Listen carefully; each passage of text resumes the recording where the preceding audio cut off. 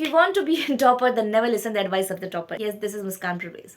अगर आप class 10th में हैं या फिर अपियर होने वाले हैं, सारे बच्चे ये करते हैं, मैं भी करती थी। मैं भी जब 9 में थी और 9 से 10 में गई थी तो मैं भी पूछती थी कि 10 में प्रिपरेशन कैसी करनी चाहिए, और सबका यही एडवाइस होता था। सबका, चाहे वो टॉपर हो, चाहे वो हमारे सीनियर हो जिनके 90+ मार्क्स हो, 70+ मार्क्स हो, सबकी ये एडवाइस होते थे कि stick to the NCERT, stick to the NCERT. But as a teacher I can tell you कि आपको एनसीईआरटी ऐसी समझ में आ जाएगी।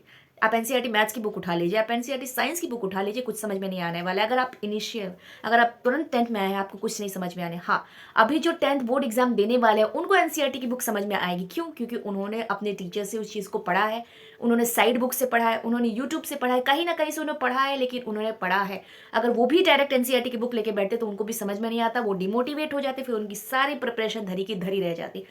तो एनसीईआरटी पढ़ना है बच्चे, लेकिन एनसीईआरटी कब पढ़नी है? जब आपके टीचर्स ने आपको लेक्चर दे दिया, बहुत अच्छे से समझा दिया।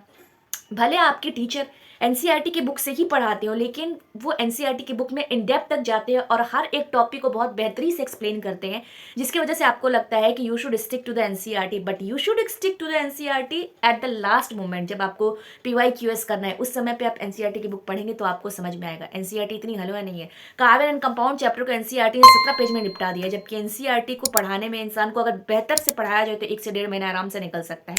तो आप सोचिए कि एनसीईआरटी कितनी गहराई रखता है अपने अंदर। तो अगर एनसीईआरटी पढ़नी है तो always study eight the last, क्योंकि पहले पढ़ोगे तो अपना ही सत्यानाश करोगे।